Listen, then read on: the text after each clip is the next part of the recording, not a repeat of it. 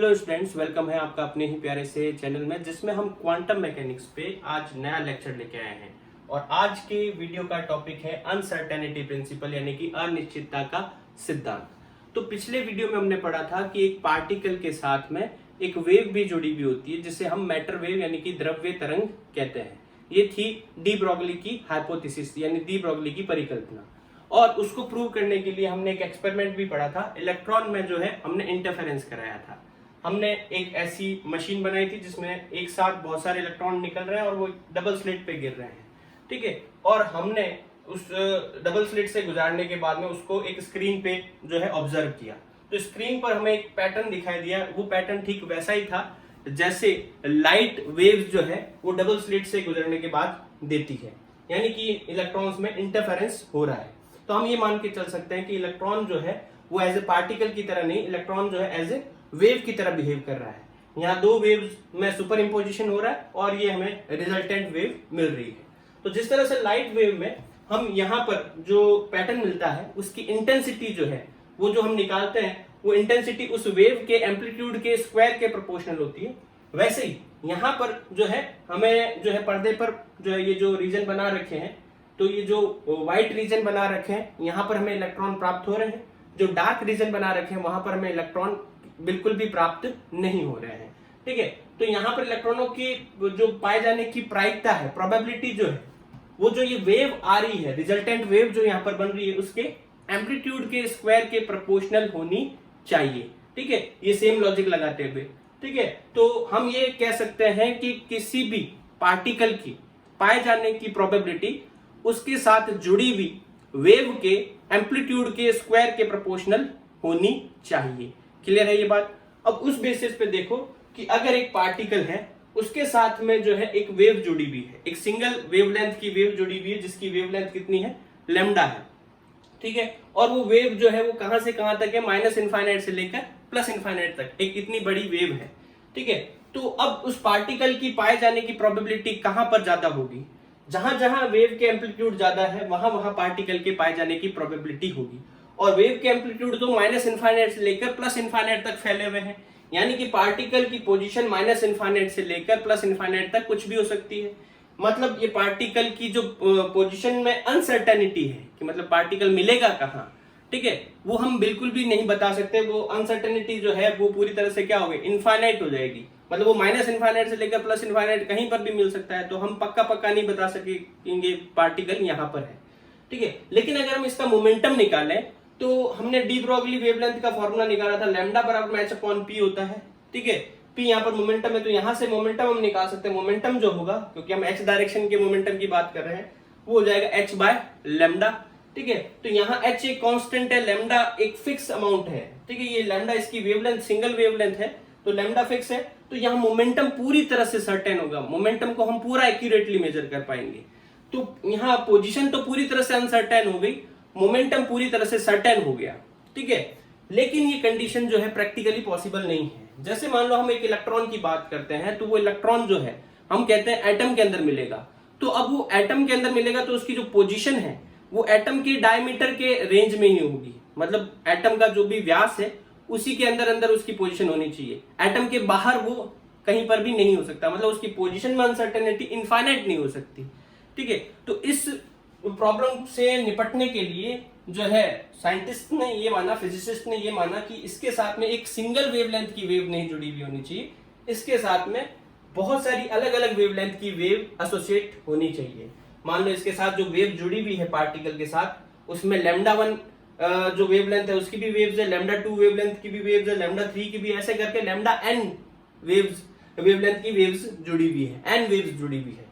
इन waves में जब superposition होता है, जब ये आपस में अध्यारोपित होती है, ये अध्यारोपित होकर क्या करती है, एक वेव पैकेट बना देती है। मतलब ये इस तरह से एक पैटर्न बना देती है, एक वेव्स इस तरह से बना देती है। यहाँ पर आप देखो एम्पलीट्यूड कम है, थोड़ा ज्यादा है, फिर बढ़ रहा है, फिर कम है, फिर ये जो है x1 से इधर की तरफ जाए तो एम्पलीट्यूड 0 है, x2 से आगे की तरफ जाए तो एम्पलीट्यूड 0 है। मतलब ये वेव जो है वो केवल x1 से लेकर x2 रीजन तक ही स्प्रेडेड है, फैली हुई है, ठीक है। अब अगर हम यहाँ पर जो इसके साथ में पार्टिकल जुड़ा है उसकी पोजीशन फाइंड आउट करना चाहे तो इसके एम्पलीट्यूड के स्क्वायर के प्रोपोर्शनल होती है उसकी प्रोबेबिलिटी। तो वो x1 से लेकर x2 रीजन तक ही होगा, क्योंकि x1 के और x1 से पहले और x2 के बाद में एम्पलीट्यूड 0 है वेव का, ठीक है। तो पार्टिकल की जो पोजीशन होगी वो x1 से लेकर x2 तक ही होगी, लिमिटेड होगी। तो यहाँ उसकी अनसर्टेनिटी जो है, पोजीशन में अनसर्टेनिटी जो है वो x2 माइनस x1 के बराबर हो जाएगी। ये अनसर्टेनिटी है पार्टिकल की पोजीशन की, ठीक है। तो हम देख रहे हैं यहाँ जो है अनसर्टेनिटी जो है पोजीशन में वो डिक्रीज हो गई। पहले अनसर्टेनिटी थी इनफाइनाइट, मतलब वो कहां मिलेगा बिल्कुल भी अंदाजा नहीं था। अब हम कह रहे हैं वो x1 से x2 के बीच में मिलेगा, तो अनसर्टेनिटी उसकी लिमिटेड हो गई। अब हम मोमेंटम की बात करें तो देखो, मोमेंटम हमने कहा कि कैसे निकालते हैं, h बाय लैम्डा से निकालते हैं।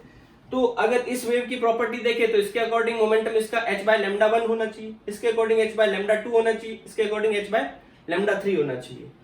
और ऐसे करते हुए मान लो n वेव्स तक जाता है, तो हम कह सकते हैं कि इसका मोमेंटम जो है h बाय लैम्डा 1 से लेकर h बाय लैम्डा n तक होना चाहिए। तो मोमेंटम में जो अनसर्टेनिटी होगी वो कितनी हो जाएगी, h by lambda n minus h by lambda 1। तो यहाँ पर आप देखो कि यहाँ इस केस में मोमेंटम पूरी तरह से सर्टेन था, पोजीशन पूरी तरह से इनफाइनाइट थी। तो जैसे हमने पोजीशन में अनसर्टेनिटी को कम किया, मोमेंटम में अनसर्टेनिटी बढ़ गई, ठीक है। तो यहाँ पर पोजीशन में अनसर्टेनिटी और मोमेंटम में अनसर्टेनिटी के बीच में कोई रिलेशन होना चाहिए, और वो रिलेशन सबसे पहले निकाला हाइजेनबर्ग ने। क्या था, आइए देखते हैं।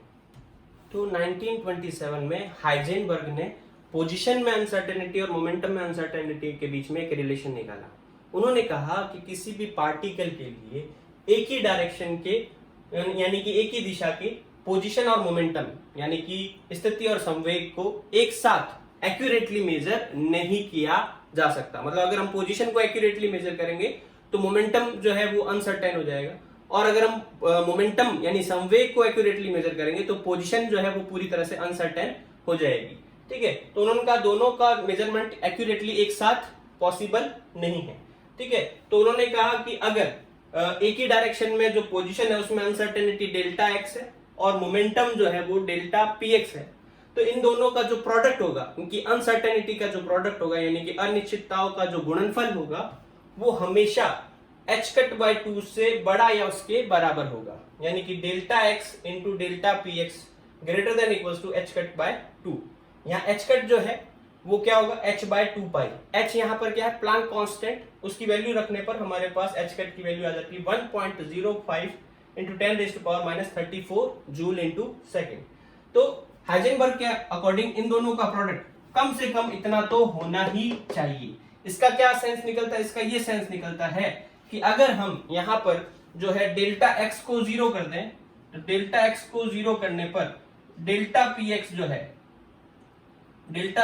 वो इनफाइनाइट हो जाएगा। मतलब अगर डेल्टा x 0 होने का मतलब क्या हो गया कि हमने पोजीशन में अनसर्टेनिटी 0 कर दी, मतलब पोजीशन में कोई अनसर्टेनिटी है ही नहीं, पार्टिकल एक फिक्स पोजीशन पर है, हमने उसको फाइंड आउट कर लिया उसकी पोजीशन क्या है, तो उसका मोमेंटम जो है वो पूरी तरह से अनसर्टेन हो जाएगा।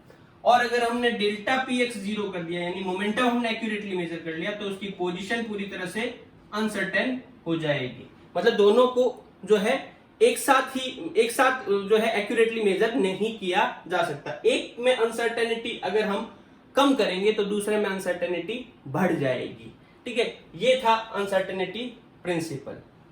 तो अनसर्टेनिटी प्रिंसिपल को अच्छे से समझने के लिए, उसे अच्छे से फील करने के लिए हम एक एग्जांपल देखते हैं।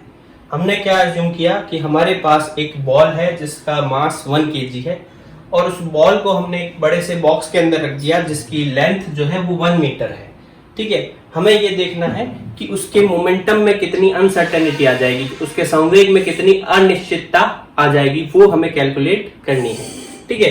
तो हमें अनसर्टेनिटी प्रिंसिपल से पता है कि delta x into delta px जो होता है वो h कट बाय 2 से बड़ा या उसके बराबर होता है, ठीक है। तो यहाँ पोजीशन में जो अनसर्टेनिटी होगी, पोजीशन में अनसर्टेनिटी कितनी होगी, बॉल जो है वो हमने बॉक्स के अंदर रख दी, ठीक है। तो हमें नहीं पता कि वो यहाँ होगी या यहाँ होगी, ठीक है। तो मिनिमम से मिनिमम वो बॉक्स के इस कॉर्नर पर हो सकती है और मैक्सिमम से मैक्सिमम इस कॉर्नर पर हो सकती है। तो उसकी पोजीशन 0 से लेकर 1 मीटर तक कुछ भी हो सकती है। तो उसकी जो अनसर्टेनिटी है, अनिश्चितता जो है वो कितनी होगी, 1 होगी, 1 मीटर की अनिश्चितता होगी। अब उसी तरह से हम इसको वैल्यू रखें, h कट की वैल्यू रखें और डेल्टा px को कैलकुलेट करें यानी मोमेंटम में अनसर्टेनिटी कैलकुलेट करें, तो वो आ जाएगी 0.52 into 10 raise to power minus 34। ठीक है। ये जो मोमेंटम में अनसर्टेनिटी होगी वो इस नंबर से या तो बड़ी होगी या बराबर होगी।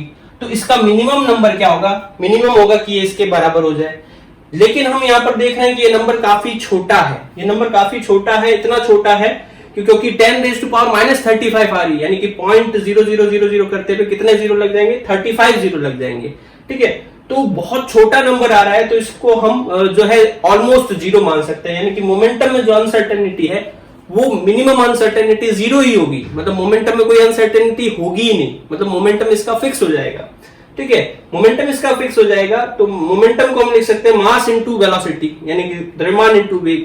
तो वेलोसिटी में अनसर्टेनिटी को हम डेल्टा वी एक्स मान लें तो वो भी कितनी आएगी, जीरो आएगी, मतलब वेलोसिटी भी इसकी फिक्स होगी। ठीक है, अब शुरू में हमने इसको जीरो वेलोसिटी पर रखा था। ठीक है, तो मान लो हम v वेलोसिटी पर रखते तो इसकी वेलोसिटी कहां से कहां तक चेंज होती है, v से लेकर v plus delta v minimum तक, मतलब वेलोसिटी में अनसर्टेनिटी डेल्टा v है तो v से लेकर v plus delta v minimum तक चेंज होती है। लेकिन हमने रखा ही जीरो पर था तो इसकी वेलोसिटी में कोई चेंज भी नहीं आया, तो हम कहते हैं कि ये जीरो वेलोसिटी पर ही रहेगा इसके अंदर। अब जीरो वेलोसिटी पर रहेगा तो पोजीशन में भी कोई चेंज नहीं आएगा, तो पोजीशन भी फिक्स रहेगी और वेलोसिटी भी फिक्स रहेगी। तो हम यूं कह सकते हैं कि जो अनसर्टेनिटी प्रिंसिपल है वो हमारे आसपास मौजूद जो मैक्रो ऑब्जेक्ट है, यानी कि बड़े ऑब्जेक्ट है जो हम डे टू डे लाइफ में ऑब्जर्व करते हैं, जैसे बॉल हो गई, ठीक है, बस हो गई, कार हो गई, हम खुद हो गए, या हमारे आसपास के जो प्लैनेट्स है वो हो गए, उन पर अनसर्टेनिटी प्रिंसिपल काम नहीं करता। मतलब हम उनके लिए पोजीशन और वेलोसिटी दोनों एक साथ एक्यूरेटली मेजर कर सकते हैं, और यही कारण है कि हम किसी भी ऑब्जेक्ट का फ्यूचर प्रेडिक्ट कर सकते हैं। जैसे अगर हमें पता है कि हमारे हाथ में एक बॉल है, या मान लो ये मार्कर है, ठीक है, तो इसकी पोजीशन हमें पता है कि ये जो ग्राउंड से जो है वो 2 या 3 मीटर की हाइट पर है। ठीक है, ये 2 मीटर की हाइट पर है ग्राउंड से, और इसकी वेलोसिटी 0 है।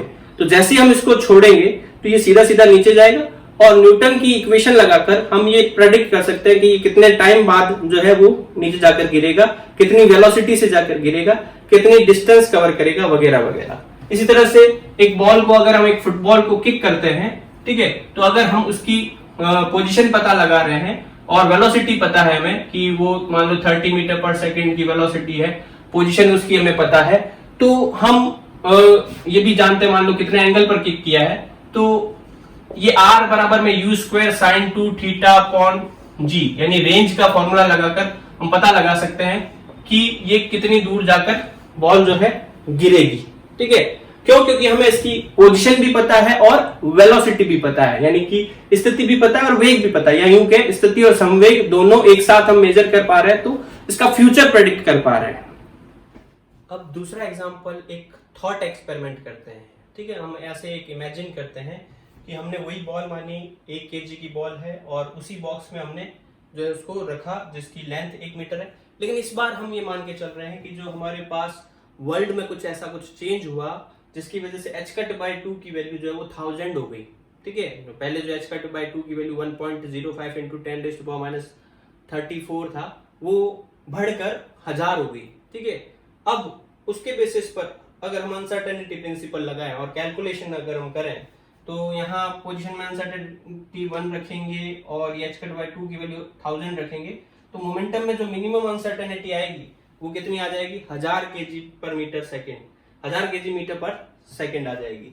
ठीक है, और इस मोमेंटम में अनसर्टेनिटी को हम जो है m इंटू डेल्टा वी रखें और कैलकुलेट करें वेलोसिटी में अनसर्टेनिटी, तो वेलोसिटी में अनसर्टेनिटी 1000 मीटर पर सेकेंड हो जाएगी। यानी कि हमने रखा तो उसको जीरो वेलोसिटी से था, अब वो जीरो से लेकर जो है 1000 की वेलोसिटी के बीच वेलोसिटी हो सकती है, मतलब उसकी अनसर्टेनिटी बढ़ जाएगी। मतलब जैसे उसको बॉक्स के अंदर रखेंगे वो बहुत फास्ट मूव करने लग जाएगी, उसकी एनर्जी काफी ज्यादा बढ़ जाएगी। ठीक है, तो ना तो उसकी पोजीशन सर्टेन रहेगी, ना मोमेंटम सर्टेन रहेगा। ठीक है, अब उस बेसिस पे हम इसका जो है फ्यूचर प्रेडिक्ट नहीं कर सकते, मतलब ऐसी स्थिति हमारे मैक्रो वर्ल्ड में हो जाए। ठीक है, तो हमने जैसे एक बॉल को किक किया, ठीक है, तो अब पहले हम कह रहे थे 30 मीटर पर सेकंड से किक किया, लेकिन अब हम कहेंगे 30 मीटर पर सेकंड भी हो सकता है, और 30 से 30 प्लस 1000 मीटर पर सेकंड भी हो सकता है। ठीक है, तो वेलोसिटी में उसकी अनसर्टेनिटी आ गई, तो उस बेसिस पे हम कह सकते हैं ये बॉल यहां जाकर भी गिर सकती है, यहां जाकर भी गिर सकती है, यहां जाकर भी गिर सकती है, यहां जाकर भी गिर सकती है, मतलब कहीं पर भी वो जाकर गिर सकती है। कहां जाकर गिरेगी हमें नहीं पता, क्योंकि हमें उसकी इनिशियल वेलोसिटी नहीं पता, तो वो कहां जाकर गिरेगी वो हम प्रेडिक्ट नहीं कर सकते।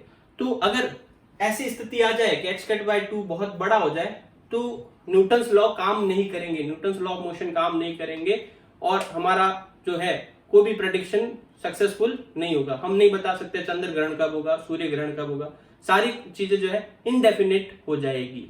तो अनसर्टेनिटी प्रिंसिपल जो है मैक्रोस्कोपिक ऑब्जेक्ट पर काम नहीं करता, मतलब हमारे आसपास जो बड़े बड़े ऑब्जेक्ट हमें दिखाई देते हैं, जैसे कि ये मार्कर हो गया, कोई बॉल हो गई, ये बोर्ड हो गया, हमारी खुद की बॉडी हो गई, प्लैनेट्स हो गए, कार हो गए, बस हो गए, इस पर अनसर्टेनिटी प्रिंसिपल काम नहीं करता। लेकिन जो माइक्रोस्कोपिक ऑब्जेक्ट हैं, छोटे छोटे ऑब्जेक्ट हैं, जैसे इलेक्ट्रॉन हो गया, प्रोटॉन हो गया, न्यूट्रॉन हो गया, इन पर जो है अनसर्टेनिटी प्रिंसिपल काम करता है।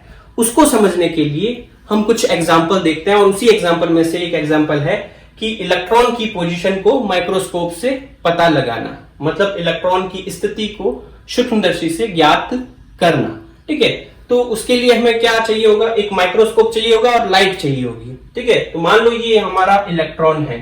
ठीक है, इस इलेक्ट्रॉन की पोजीशन पता लगाने के लिए हमने क्या किया, एक माइक्रोस्कोपिक लेंस लगाया, एक लेंस AB लेंस यहां पर लगाया, और उस पर लाइट गिरा रहे हैं। तो जैसे ही उस पर लाइट गिरेगी, ये लाइट मान लो फोटोन के रूप में आ रही है।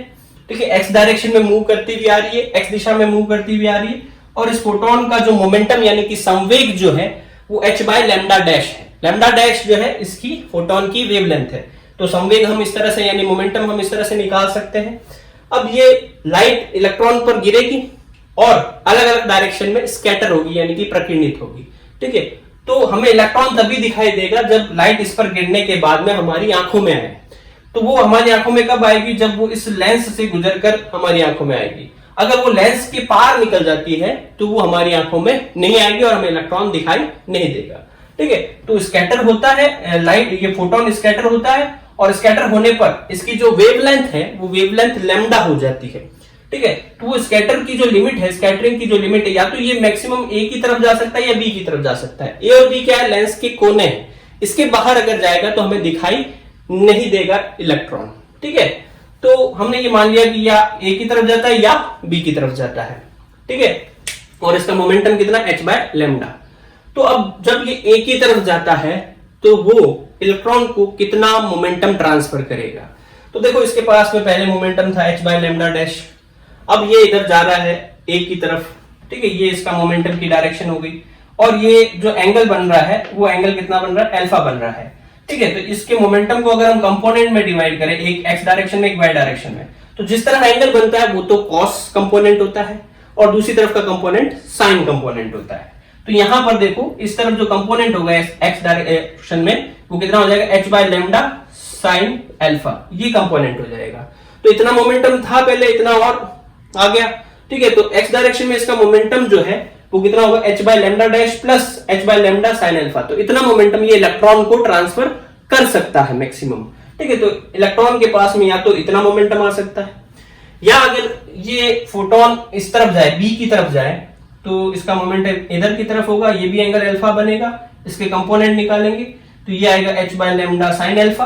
ठीक है, अगेन ये h by lambda sine alpha आ रहा है, लेकिन इस बार जो डायरेक्शन है वो नेगेटिव x डायरेक्शन में है। तो मोमेंटम जो होगा वो कितना हो जाएगा, h by lambda dash minus h by lambda sine alpha. तो या तो इलेक्ट्रॉन का मोमेंटम इतना हो सकता है या इतना हो सकता है। ठीक है, ये डिपेंड करता है कि फोटोन ए की तरफ जा रहा है या बी की तरफ जा रहा है। क्लियर है ये बात।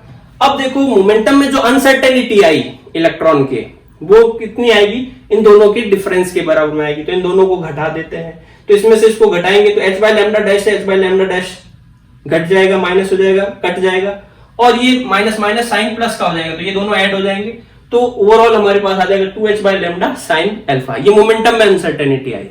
अब इलेक्ट्रॉन की पोजीशन में अनसर्टेनिटी देखें तो देखो, हम जब भी किसी चीज को माइक्रोस्कोप से देखते हैं तो हमें जो है दो चीजें अलग अलग तभी तक दिखाई देती है जब तक वो रिजोल्यूशन लिमिट के अंदर हो, यानी कि विभेदन सीमा के अंदर। हमने विभेदन सीमा पढ़ रखा है कि मिनिमम डिस्टेंस जिस पर हमें दो ऑब्जेक्ट अलग अलग दिखाई दे। ठीक है। तो यहाँ पर जो इसकी रिजोल्यूशन लिमिट होती है, उस रिजोल्यूशन लिमिट के बराबर इलेक्ट्रॉन में क्या आएगी, अनसर्टेनिटी आएगी। मतलब इलेक्ट्रॉन उस रिजोल्यूशन लिमिट के अंदर अंदर होगा, तब हमें वो एक ही दिखाई देगा। ठीक है। तो रिजोल्यूशन लिमिट जो होती है वो कितनी होती है, λ/2 sin अल्फा होती है। ठीक है। तो ये रिजोल्यूशन लिमिट यानी विभेदन सीमा है, वही इलेक्ट्रॉन की पाए जाने की अनसर्टेनिटी हो जाएगी, क्योंकि इलेक्ट्रॉन उसी अनसर्टेनिटी के उसी रिजोल्यूशन लिमिट के अंदर होगा तो हमें दिखाई देगा। तो डेल्टा एक्स जो है वो λ/2 sin अल्फा, ये हमें याद रखना होगा, ये अनसर्टेनिटी होती है। अब इन दोनों को अगर हम प्रोडक्ट करते हैं, दोनों की गुणा करते हैं, तो देखो यहाँ लैम्डा से लैम्डा गया, साइन अल्फा से साइन अल्फा गया, 2 से 2 गया, तो यहाँ दोनों का जो प्रोडक्ट है वो कितना आ जाएगा, h आ जाएगा। h यहाँ पर क्या है, प्लैंक कांस्टेंट। और अनसर्टेनिटी प्रिंसिपल ये कहता है कि दोनों का प्रोडक्ट जो है h/2 से बड़ा या बराबर होना चाहिए। तो h जो है h/2 से बड़ा है, तो ये प्रूव करता है कि यहाँ अनसर्टेनिटी प्रिंसिपल काम कर रहा है। तो अनसर्टेनिटी प्रिंसिपल को माइक्रोस्कोपिक ऑब्जेक्ट पर अप्लाई करने के लिए हम एक और एग्जांपल देखते हैं, हम उसका और एक जस्टिफिकेशन देखते हैं। हम यहाँ पर नेक्स्ट एग्जांपल में देखते हैं इलेक्ट्रॉन का डिफ्रैक्शन यानी कि इलेक्ट्रॉन का विवर्तन। ठीक है। तो हमें लाइट में डिफ्रैक्शन पता है कि जब भी लाइट को एक सिंगल स्लिट से गुजारा जाता है यानी कि एकल रेखा छिद्र से गुजारा जाता है, तो लाइट जो है इससे पास होकर जब पर्दे पर गिरती है तो पर्दे पर वो एक पैटर्न बनाती है। उस पैटर्न में क्या होता है, सेंट्रल पार्ट जो होता है, केंद्रीय भाग जो होता है, वो ज्यादा चमकीला और ज्यादा चौड़ा होता है, जिसे हम सेंट्रल मैक्सिमा कहते हैं। फिर हम क्या देखते हैं कि अल्टरनेटिवली यानी कि एकांतर क्रम में ब्राइट और डार्क स्पॉट बनते हैं। ठीक है। तो जो बाद में ब्राइट स्पॉट बनते हैं उनको हम सेकेंडरी मैक्सिमा कहते हैं यानी कि द्वितीयक उच्चिष्ट कहते हैं, और जो डार्क स्पॉट बनते हैं उसको हम मिनिमा कहते हैं। ठीक है। तो ये सेंट्रल मैक्सिमा जो है उसकी लिमिट कहां पर जाकर खत्म हो जाती है, कहां पर उसकी बाउंड्री होती है, जहां पर हमारे पास फर्स्ट मिनिमा बनता है यानी कि पहला जो है निम्निष्ट बनता है, वहां से जो है जो सेंट्रल पार्ट जो मैक्सिमा है उसकी बाउंड्री जो है खत्म हो जाती है, मतलब यहां तक ही सेंट्रल मैक्सिमा फैला हुआ होगा। ठीक है। तो जो मिनिमा की कंडीशन है यानी कि निम्निष्ट बनने की जो स्थिति है वो क्या होती है, a sin थीटा बराबर में n लैम्डा। यहाँ a क्या है, यहाँ a जो है स्लिट की चौड़ाई होती है। ठीक है। थीटा क्या हो गया, एंगल हो गया जिस एंगल पर लाइट रेज मुड़ रही है, डिफ्रैक्ट हो रही है, और n कोई इंटीजर नंबर हो गया, और लैम्डा वेवलेंथ है। तो फर्स्ट मिनिमा के लिए n कितना हो जाएगा, 1 हो जाएगा। तो फर्स्ट मिनिमा बनने की कंडीशन क्या होगी, a sin थीटा बराबर में लैम्डा हो जाएगा। क्लियर है यहां तक। ठीक है। ये हम बात कर रहे थे लाइट के केस में। अब अगर इलेक्ट्रॉन आ रहा है तो इलेक्ट्रॉन भी जो है वो वेव की तरह बिहेव करेगा, तरंग की तरह बिहेव करेगा, लाइट की तरह ही बिहेव करेगा, वो भी सेम रिजल्ट ही देगा। मतलब इलेक्ट्रॉन के लिए जो फर्स्ट मिनिमा बनने की कंडीशन है a sin थीटा बराबर में लैम्डा। तो हमारे पास बहुत सारे इलेक्ट्रॉन की बौछार गिर रही है, तो वो इलेक्ट्रॉन जो है कहां ज्यादातर इकट्ठे होंगे, जहां ये सेंट्रल मैक्सिमा बन रहा है। इलेक्ट्रॉन की जो डेंसिटी है वो A to B ज्यादा होगी, हाईएस्ट होगी। ठीक है। अब जो इलेक्ट्रॉन्स आ रहे हैं वो इस स्लिट से गुजर रहे हैं, तो इस स्लिट में हम देख रहे हैं कि जो इसकी पोजीशन में अनसर्टेनिटी है वो इलेक्ट्रॉन या तो यहां होगा या यहां होगा। तो जो पोजीशन में अनसर्टेनिटी है वो कितनी है, A है। और ये जो पोजीशन में अनसर्टेनिटी है वो कौन सी डायरेक्शन में है, y डायरेक्शन में है, इसलिए उसकी पोजीशन में अनसर्टेनिटी को हम कितना लिख देते हैं, डेल्टा y बराबर में a लिख देते हैं। लेकिन इस कंडीशन से जो a की वैल्यू होगी वो कितनी होगी, लैम्डा अपॉन साइन थीटा होगा, यानी कि जो पोजीशन में अनसर्टेनिटी है इलेक्ट्रॉन की वो लैम्डा अपॉन साइन थीटा है। तो ये हमने पोजीशन में अनसर्टेनिटी निकाल ली। अब इलेक्ट्रॉन की मोमेंटम में अनसर्टेनिटी निकालते हैं।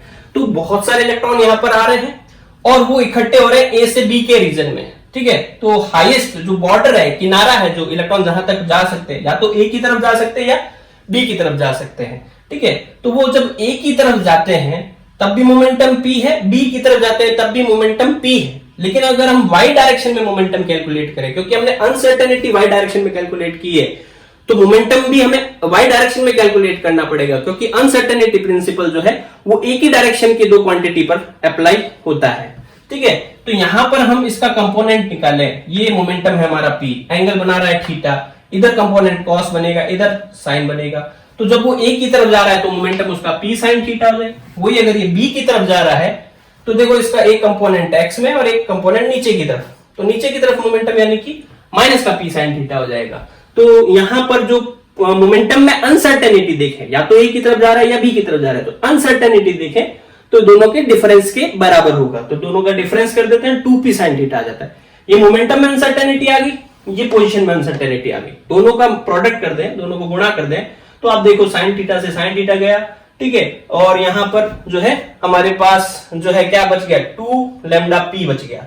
यहाँ पी क्या है, मोमेंटम, मोमेंटम हम लिख सकते हैं क्या, h बाय लैम्डा, तो लैम्डा से लैम्डा जाएगा और ये बन जाएगा क्या 2h, यानी कि दोनों का प्रोडक्ट जो है यानी कि पोजीशन में अनसर्टेनिटी और मोमेंटम का जो प्रोडक्ट है वो 2h आ रहा है। ये 2h जो होता है वो h कट बाय 2 से बड़ा होता है, यही अनसर्टेनिटी प्रिंसिपल है।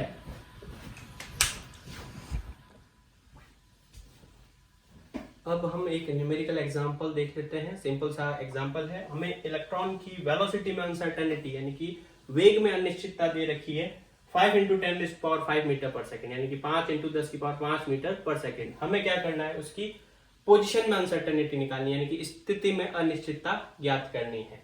तो हम सीधा प्रिंसिपल अप्लाई करते हैं, डेल्टा px × डेल्टा x, यानी कि मोमेंटम में अनसर्टेनिटी और पोजीशन में अनसर्टेनिटी जो होती है हमेशा h कट बाय 2 से बड़ी या उसके बराबर होती है, ठीक है। यहाँ मोमेंटम को हम लिख सकते हैं मास इंटू वेलोसिटी, तो मास तो फिक्स है, जो अनसर्टेनिटी होगी वो किसमें होगी, वेलोसिटी में होगी। तो delta vx delta x greater than equal to h cut by 2।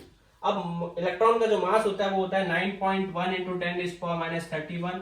Delta vx पड़ा है, डेल्टा x पड़ा है, ग्रेटर देन h कट की वैल्यू रख दी हमने 1.05 × 10⁻34 और अपॉन 2, इसको कैलकुलेट करके हमने ये वैल्यू निकाल ली। और ये डेल्टा vx यानी कि वेलोसिटी में अनसर्टेनिटी हमें गिवन है 5 × 10⁵, वो वैल्यू हमने पुट कर दी, ठीक है। और ये वैल्यूज हम जो है एक तरफ लेके गए और डेल्टा x यानी कि पोजीशन में अनसर्टेनिटी की वैल्यू हमारे पास ये आई, ठीक है।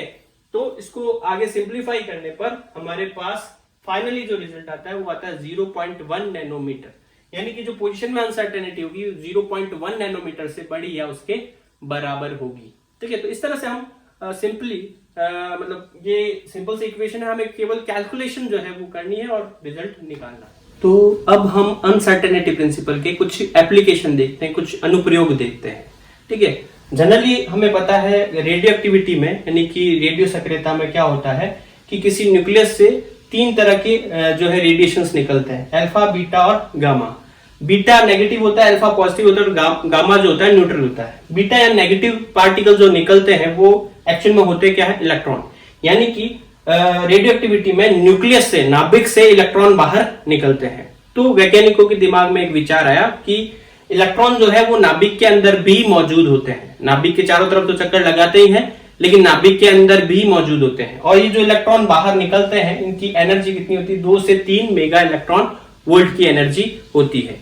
तो अनसर्टेनिटी प्रिंसिपल उस पर लगाया गया और देखा गया कि क्या एक्चुअल में इलेक्ट्रॉन नाभिक के अंदर है या कोई और वजह है इलेक्ट्रॉन निकलने की, ठीक है। तो ये पाया गया कि इलेक्ट्रॉन नाभिक में नहीं रह सकते। कैसे, आइए देखते हैं।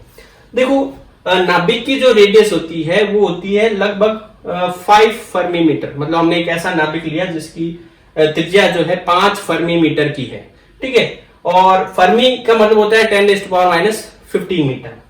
अब इलेक्ट्रॉन अगर इस नाभिक में होगा तो वो इसके सेंटर से लेकर कॉर्नर तक कहीं पर भी हो सकता है, ठीक है। तो उसकी जो अनसर्टेनिटी होगी वो इसकी रेडियस के बराबर में हो जाएगी, यानी कि जो इसकी अनिश्चितता होगी वो इसकी त्रिज्या के बराबर हो जाएगी। किसकी अनिश्चितता, पोजीशन की अनसर्टेनिटी। तो डेल्टा एक्स जो है यानी पोजीशन में अनसर्टेनिटी होगी वो 5 × 10⁻15 मीटर होगी। अब हमने अनसर्टेनिटी प्रिंसिपल लगाया कि delta x into delta P x जो होता है वो h कट बाय 2 से बड़ा या उसके बराबर होना चाहिए। उसके बेसिस पे हमने मोमेंटम में अनसर्टेनिटी निकाली, वैल्यूज पुट की यहाँ h कट की वगैरह, और इसको कैलकुलेट किया तो हमारे पास मोमेंटम में अनसर्टेनिटी ये आई। अब मोमेंटम में अनसर्टेनिटी का मतलब क्या हुआ कि मोमेंटम कोई वैल्यू p से लेकर p प्लस डेल्टा px होगा, ठीक है। तो ये मोमेंटम में अनसर्टेनिटी आई हमारे पास। अब हम ये कह सकते हैं कि p की जो मिनिमम वैल्यू है वो 0 हो सकती है। तो जो मोमेंटम होगा हमारे पास मिनिमम वो उसकी अनसर्टेनिटी के बराबर हो जाएगा, उसकी अनिश्चितता के बराबर हो जाएगा। क्लियर है ये बात, ठीक है। अब हमने जो अनसर्टेनिटी निकाली वो इतनी निकाली, यानी कि इतना तो कम से कम इलेक्ट्रॉन का मोमेंटम होगा ही होगा, किसमें, kg मीटर पर सेकंड में। ये 10⁻20 इंटू 1.05 इतना तो मोमेंटम होगा ही होगा। अब हम उस इलेक्ट्रॉन की एनर्जी निकालना चाहते हैं, तो एनर्जी निकालने के लिए हम यहाँ थ्योरी ऑफ रिलेटिविटी लगाते हैं। तो हमने पिछले वीडियो में भी पढ़ा था कि एनर्जी E² बराबर में होती है P² C² m0² C4, ठीक है। तो हमने E निकालना है तो हमने रूट ले लिया यहाँ पर। अब देखो ये m0c² इसकी रेस्ट मास की एनर्जी होती है जो कि कितनी है 0.51 मेगा इलेक्ट्रॉन वोल्ट है। उसका स्क्वायर करेंगे तो ये और कम हो जाएगा, तो इसको हम नेग्लेक्ट मानकर छोड़ देते हैं। ठीक है, 0.5 का स्क्वायर करेंगे तो 0.025 हो जाएगा, तो उसको नेग्लेक्ट मानकर हम छोड़ देते हैं। तो हमारे पास जो मिनिमम एनर्जी होगी वो P मिनिमम इंटू सी होगी। ठीक है, अब मिनिमम मोमेंटम हमने निकाला हुआ इतना है और c इस लाइट की स्पीड है, ये वैल्यू पुट करते हैं तो हमारे पास एनर्जी आ जाती है 3.16 इंटू 10⁻12 जूल। अब इस एनर्जी को इलेक्ट्रॉन वोल्ट में कन्वर्ट करते हैं, तो इलेक्ट्रॉन वोल्ट में कन्वर्ट करने के लिए इसको डिवाइड कर देते हैं 1.6 इंटू 10⁻19 से। जैसे इसको डिवाइड करेंगे तो हमारे पास रिजल्ट आएगा 20 इंटू 10⁻6 इलेक्ट्रॉन वोल्ट, यानी कि 20 इंटू 10⁻6 इलेक्ट्रॉन वोल्ट। और 10⁻6 इलेक्ट्रॉन वोल्ट मतलब मेगा इलेक्ट्रॉन वोल्ट, यानी कि इसकी मिनिमम से मिनिमम एनर्जी जो है वो कितनी होनी चाहिए 20 मेगा इलेक्ट्रॉन वोल्ट होनी चाहिए, अगर इलेक्ट्रॉन कहां पर है न्यूक्लियस के अंदर है। लेकिन जो इलेक्ट्रॉन बाहर निकल रहे हैं उनकी एनर्जी कितनी है 2 से 3 मेगा इलेक्ट्रॉन वोल्ट है। इसका मतलब इलेक्ट्रॉन न्यूक्लियस में मौजूद नहीं है। ये जो इलेक्ट्रॉन निकल रहे हैं वो किस कारण से निकल रहे हैं, क्योंकि न्यूक्लियस के अंदर क्या होता है, न्यूट्रॉन जो है कई बार प्रोटॉन में कन्वर्ट हो जाता है। तो न्यूट्रॉन एक जो है न्यूट्रल पार्टिकल है, वो न्यूट्रल पार्टिकल एक पॉजिटिव पार्टिकल में कन्वर्ट हो गया। तो चार्ज कंजर्वेशन प्रिंसिपल के अकॉर्डिंग टोटल चार्ज 0 ही रहना चाहिए। न्यूट्रॉन पर कोई चार्ज नहीं था, तो यहाँ पर जो भी पार्टिकल बनते हैं वो टोटल चार्ज 0 ही रखना चाहते हैं। तो यहाँ प्रोटॉन के साथ में क्या होता है, इलेक्ट्रॉन भी बन जाता है, और इलेक्ट्रॉन के साथ में यहाँ एंटी न्यूट्रिनो बनता है। तो इस रिएक्शन के अकॉर्डिंग यहाँ न्यूट्रॉन प्रोटॉन में जब कन्वर्ट होता है तो साथ में इलेक्ट्रॉन बनाता है, वो इलेक्ट्रॉन निकलता है। यहाँ इलेक्ट्रॉन का स्वतंत्र रूप से एग्जिस्टेंस नहीं होता। क्लियर है? तो अब हम अनसर्टेनिटी प्रिंसिपल के कुछ एप्लीकेशन देखेंगे, कुछ अनुप्रयोग देखेंगे। देखो, हम रेडियो एक्टिविटी पढ़ते थे, तो रेडियो एक्टिविटी में क्या हमने पढ़ा था कि न्यूक्लियस यानी कि नाभिक में से 3 तरह की रेडिएशंस निकलती है, 3 तरह की विकिरणें निकलती है, अल्फा, बीटा और गामा। ठीक है, अल्फा यहाँ पर पॉजिटिव पार्टिकल होता है, गामा न्यूट्रल होता है और बीटा जो है वो नेगेटिव होता है। बाद में जो है एक्सपेरिमेंट से ये पता चला कि बीटा जो है वो इलेक्ट्रॉन ही होते हैं, यानी कि न्यूक्लियस से क्या निकल रहे हैं, इलेक्ट्रॉन निकल रहे हैं। और जो ये इलेक्ट्रॉन निकलते हैं उनकी एनर्जी 2 से लेकर 3 मेगा इलेक्ट्रॉन वोल्ट के बीच में होती है। तो इससे ये कंक्लूजन निकाला गया कि इलेक्ट्रॉन केवल जो है नाभिक के चारों तरफ चक्कर ही नहीं लगाते, बल्कि इलेक्ट्रॉन नाभिक के अंदर भी होते हैं। तो उसे प्रूव करने के लिए कि क्या, ये जांचने के लिए कि क्या इलेक्ट्रॉन नाभिक के अंदर होते हैं या नहीं होते हैं, ये जांचने के लिए उस पर अनसर्टेनिटी प्रिंसिपल लगाया गया, अनिश्चितता का सिद्धांत लगाया गया, और ये पाया गया कि इलेक्ट्रॉन नाभिक के अंदर नहीं होते हैं। कैसे, आइए देखते हैं। तो देखो, हमने कोई भी एक नाभिक अज्यूम कर लिया, कोई भी एक न्यूक्लियस अज्यूम कर लिया जिसकी रेडियस 5 फर्मी मीटर है। एक रेडियो एक्टिव न्यूक्लियस है, ठीक है, जिसमें से इलेक्ट्रॉन निकल रहे हैं। तो उसमें उसकी रेडियस 5 फर्मी मीटर है। तो इलेक्ट्रॉन इस न्यूक्लियस के अंदर अगर होगा तो उसके पाए जाने की जो अनसर्टेनिटी यानी कि जो उसकी अनिश्चितता है, वो अनसर्टेनिटी कहां से कहां तक होगी, वो इसके सेंटर से लेकर इसके कॉर्नर तक कहीं पर भी हो सकता है, मतलब इसकी रेडियस के बराबर में होगी। यानी उसकी पोजीशन में अनसर्टेनिटी हमने 5 फर्मी मीटर मान ली। फर्मी का मतलब होता है 10⁻15 मीटर। क्लियर है? फिर हमने अनसर्टेनिटी प्रिंसिपल लगाया कि अगर उसके मोमेंटम में, ये पोजीशन में अनसर्टेनिटी है तो मोमेंटम में भी अनसर्टेनिटी होगी, तो दोनों का जो प्रोडक्ट होगा वो h/2 होगा। फिर हमने इसको सॉल्व किया और सॉल्व करके हमने मोमेंटम में अनसर्टेनिटी कैलकुलेट की। तो मिनिमम अनसर्टेनिटी भाई, ये जो वैल्यू है h/2 डेल्टा x से बड़ी या उसके बराबर होगी, तो मिनिमम वैल्यू इसके बराबर होगी। तो मोमेंटम में जो अनसर्टेनिटी की मिनिमम वैल्यू आएगी वो कम से कम इतनी अनसर्टेनिटी तो होगी। अब अनसर्टेनिटी का मतलब क्या होगा कि मोमेंटम या तो p होगा या p प्लस डेल्टा px होगा। ठीक है, इस p को भी हम मिनिमम ले लें, मोमेंटम भी हम 0 मान लें, तो ये p भी 0 मान ले, तो कम से कम उसका मोमेंटम उसकी अनसर्टेनिटी के बराबर होगा। मतलब जो मोमेंटम होगा इलेक्ट्रॉन में कम से कम उतना तो होगा जितनी उसके मोमेंटम में अनसर्टेनिटी आ रही है। क्लियर है ये बात? क्योंकि हमने यहाँ p को मिनिमम 0 मान लिया। तो ये हमारे पास जो है वो मोमेंटम आया कि भाई कम से कम इतना मोमेंटम तो होना ही चाहिए, 1.05 इंटू 10⁻20। अगर वो इलेक्ट्रॉन कहाँ है, नाभिक के अंदर है, तो उसमें कम से कम इतना मोमेंटम तो होना ही होना चाहिए। ठीक है, अब हम कह रहे हैं कि उसकी एनर्जी कैलकुलेट करो भैया। तो एनर्जी कैसे कैलकुलेट करते हैं? एनर्जी मास एनर्जी रिलेशन जो है, ये मोमेंटम एनर्जी रिलेशन हमने थ्योरी ऑफ रिलेटिविटी में पढ़ा था, पिछले वीडियो में भी देखा था। E² बराबर होता है p² c² plus m0² c4। ये रेस्ट मास एनर्जी है, ये मोमेंटम के कारण से एनर्जी, ये टोटल एनर्जी है। ठीक है, तो रेस्ट मास की जो एनर्जी होती है इलेक्ट्रॉन की, वो होती है 0.51 मेगा इलेक्ट्रॉन वोल्ट। ठीक है, उसका स्क्वायर करेंगे तो वो और कम हो जाएगी, तो इसको तो हम एक बार नेग्लेक्ट करके चलते हैं। तो जो एनर्जी होगी, मिनिमम एनर्जी जो होगी वो इसके रूट के बराबर होगी, तो पी स्क्वायर सी स्क्वायर का रूट लेंगे तो पीसी आ जाएगा। तो मिनिमम एनर्जी जो होगी वो पी मिनिमम इंटू सी होगा। वैल्यू पुट कर देते हैं हम यहाँ, मिनिमम मोमेंटम जो हमने निकाला था वो वैल्यू पुट कर देते हैं। सी यहाँ लाइट की स्पीड है, वैल्यू पुट करेंगे तो ये आएगा 3.16 इंटू 10⁻⁻12 जूल। जूल को इलेक्ट्रॉन वोल्ट में कन्वर्ट करने के लिए 1.6 इंटू 10⁻⁻19 से डिवाइड करना पड़ेगा। कैसे, देखो आपको पता होना चाहिए कि भाई एक इलेक्ट्रॉन वोल्ट में 1.6 इंटू 10⁻⁻19 जूल होता है। तो जूल को इलेक्ट्रॉन वोल्ट में कन्वर्ट करने के लिए डिवाइड में आ जाएगा, ठीक है। तो इसको डिवाइड कर देंगे और फिर इसको कैलकुलेट करेंगे तो ये आएगा हमारे पास 20 इंटू 10⁻6 इलेक्ट्रॉन वोल्ट, यानी कि 20 इंटू 10⁻6 इलेक्ट्रॉन वोल्ट। 10⁻6 का मतलब होता है मेगा, यानी कि 20 मेगा इलेक्ट्रॉन वोल्ट। तो अगर इलेक्ट्रॉन न्यूक्लियस के अंदर है तो कम से कम उसके पास में 20 मेगा इलेक्ट्रॉन वोल्ट की एनर्जी होनी ही चाहिए। लेकिन यहां पर क्या हो रहा है, जो इलेक्ट्रॉन निकल रहा है वो 2 से 3 मेगा इलेक्ट्रॉन वोल्ट की एनर्जी निकाल रहा है। इसका मतलब ये इलेक्ट्रॉन यहां पर पहले से मौजूद नहीं था। अगर पहले से मौजूद होता इलेक्ट्रॉन तो उसकी एनर्जी 20 मेगा इलेक्ट्रॉन वोल्ट तो कम से कम होती, लेकिन आ कितनी रही है इलेक्ट्रॉन की, 2 से 3 मेगा इलेक्ट्रॉन वोल्ट की। तो ये इलेक्ट्रॉन फिर कैसे निकल रहा है, ये इलेक्ट्रॉन एक रिएक्शन के थ्रू निकल रहा है। कैसे, जब वो न्यूट्रॉन जो है वो प्रोटॉन में कन्वर्ट होता है। न्यूक्लियस के अंदर रिएक्शंस होती रहती है, नाभिक के अंदर न्यूट्रॉन प्रोटॉन में कन्वर्ट होता रहता है। न्यूट्रॉन एक न्यूट्रल पार्टिकल है, उदासीन पार्टिकल है, जिस पर चार्ज 0 होता है। प्रोटॉन पर जो है वो पॉजिटिव चार्ज होता है। तो यहाँ 0 से पॉजिटिव चार्ज बन गया, लेकिन चार्ज कंजर्वेशन प्रिंसिपल क्या कहता है, चार्ज जो है वो बढ़ या घट नहीं सकता किसी आइसोलेटेड सिस्टम का। तो यहां पर क्या होगा, साथ में इलेक्ट्रॉन भी निकलेगा, ठीक है।